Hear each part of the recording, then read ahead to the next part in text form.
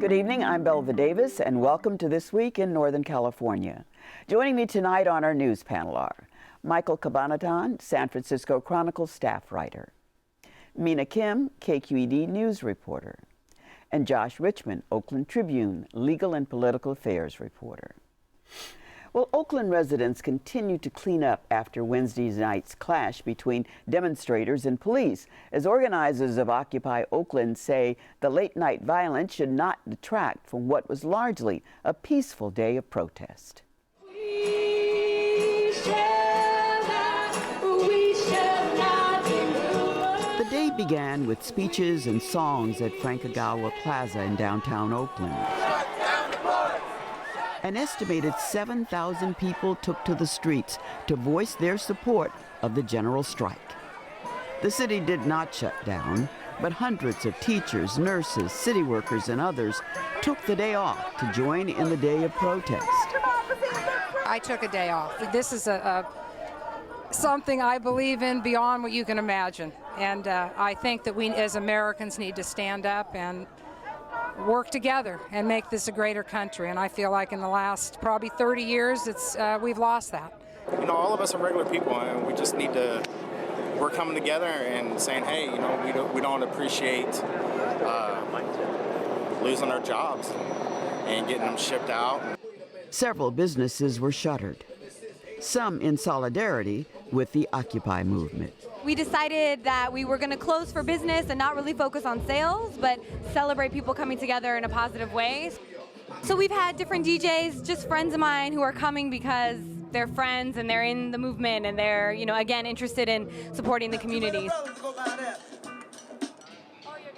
This merchant decided to open his pizza shop after hungry protesters came by. I came down today because we wanted to kind of close down Oakland, but at the same time I got caught up trying to get me something to eat because I was lightheaded, and I went over to my favorite place and he was letting me know that they were closed. So I support Oakland as well as I support the 99%, but we need to make sure we don't tear up our own city and make sure we can continue shopping and doing business in Oakland. Throughout the day, at least 5 businesses were vandalized, mostly banks.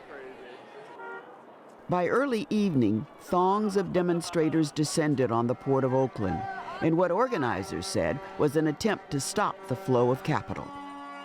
Truck drivers who'd been lined up to pick up cargo turned their rigs around once it was clear that the port was closed.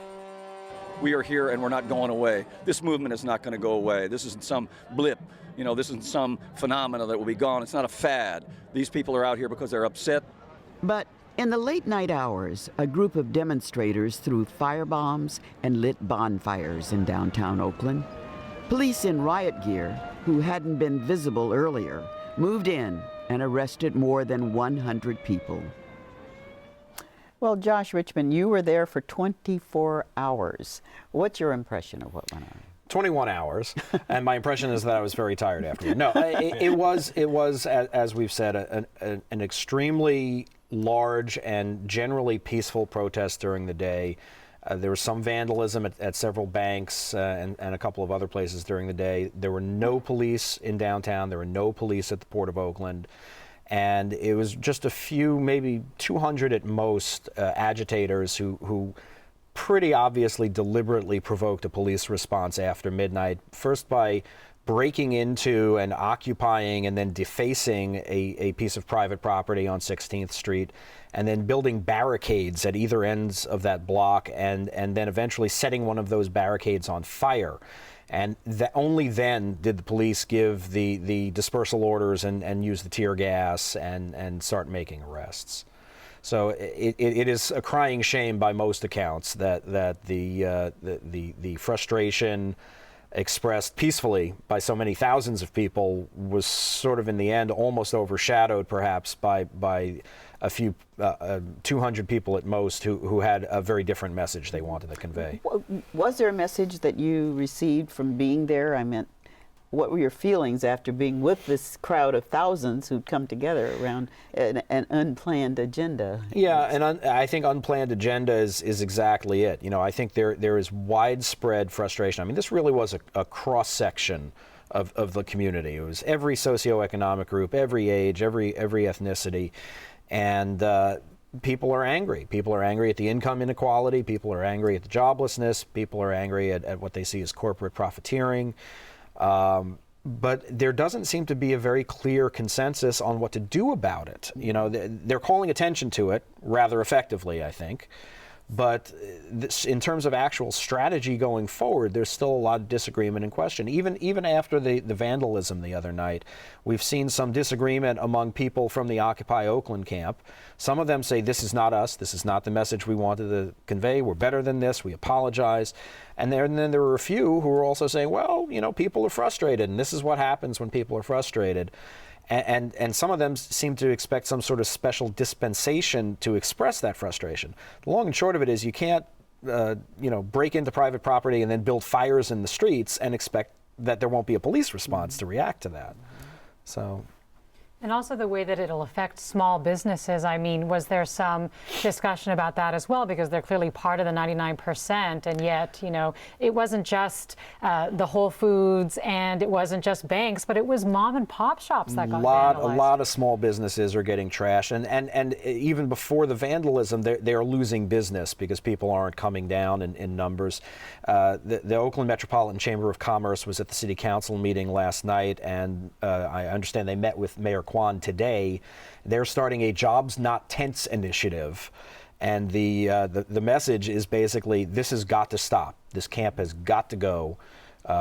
Small businesses are suffering. Some are trying to break their lease to get out of the city because they're being, ruined by these problems.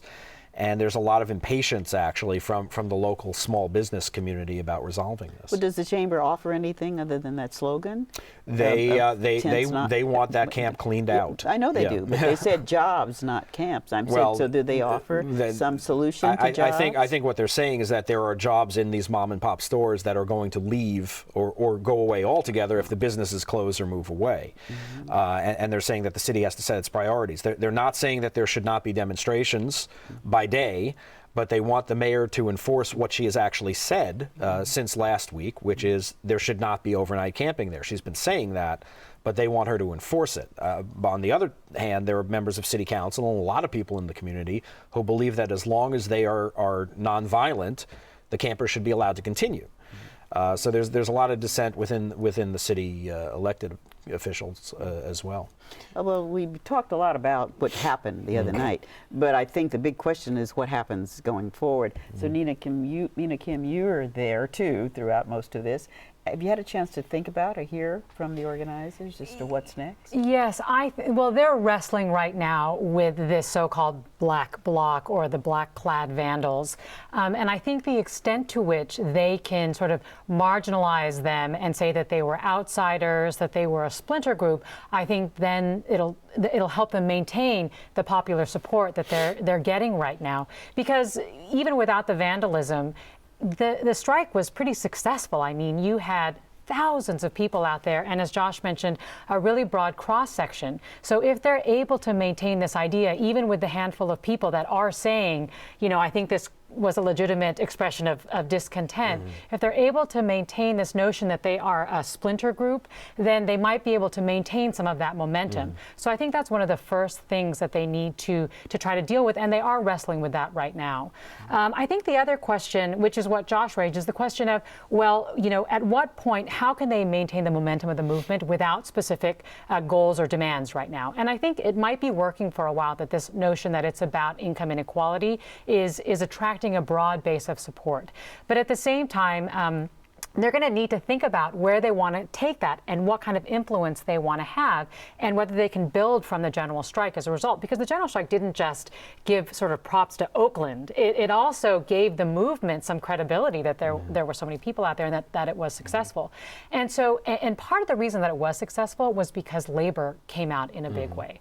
I mean, the unions really mobilized. Teachers were out there. Even city workers were out there, right? In addition to the longshore workers and so forth. But were they out there with permission from their jobs, or were they out there on vacation? What were they out there on? Well, the way that labor worked it was actually because they knew that they could not strike or call a strike for their workers under contract. They would ask management to give their workers permission to take the day off, whether it be to take a personal day if you were a teacher, or to take vacation or unpaid days off, or paid days off actually, to participate in the strike. So they kind of worked it that way. And what's interesting is that I think the movement and labor will have to see if they can sort of build something from this. I mean, certainly the movement has something to gain if they decide that they want to strengthen their ties with labor.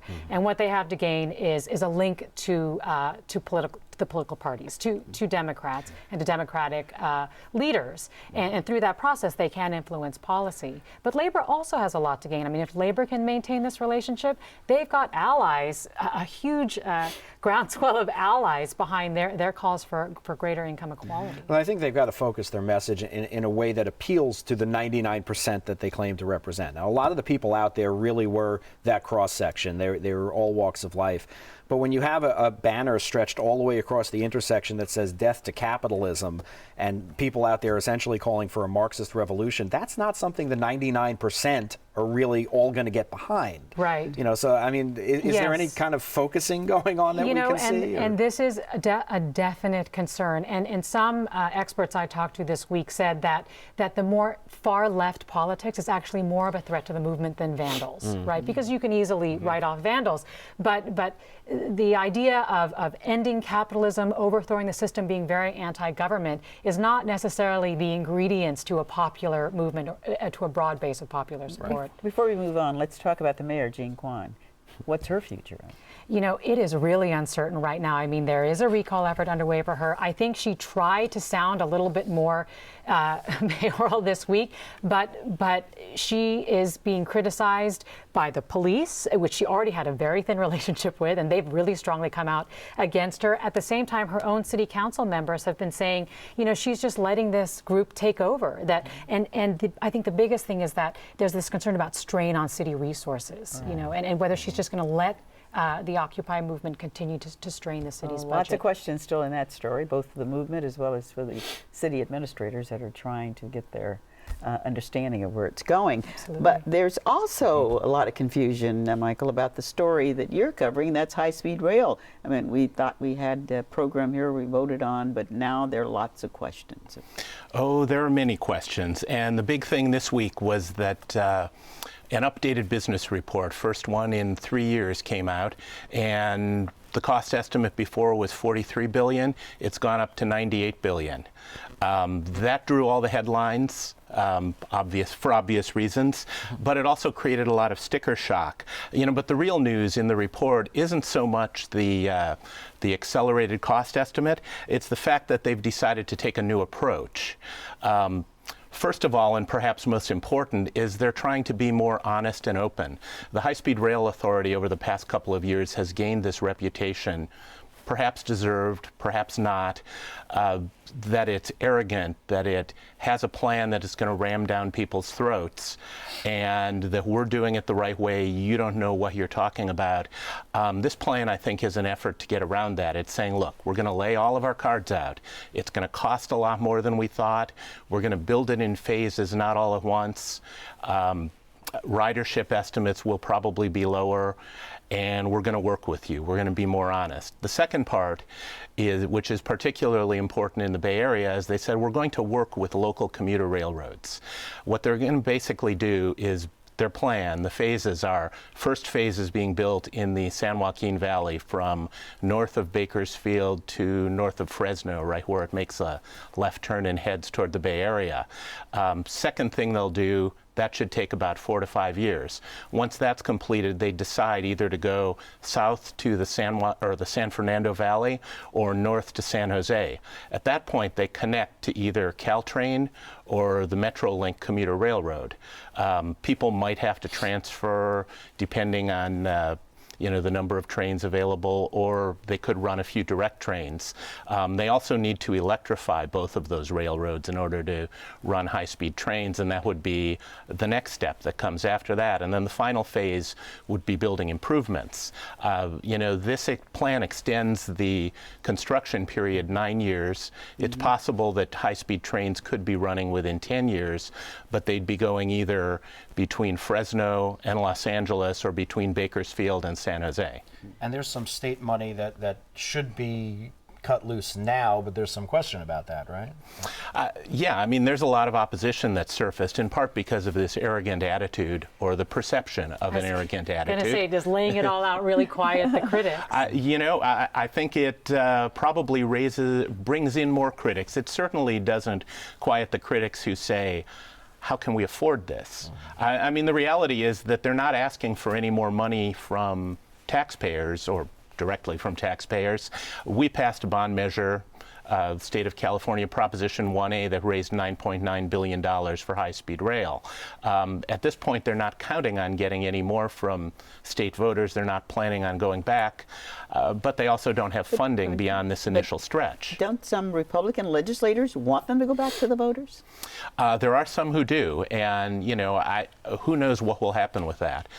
There's some independent polling that's been done out there that shows that support, which was up in the 65-66% range, is now down closer to 50%. And when they start discussing funding and the fact that it's kind of uncertain, it drops even more. The governor's still hanging in there, though. The governor is definitely behind this, and his appointments to the High-Speed Rail Authority Board kind of drove this change in direction. All right. Excitement in California. All over.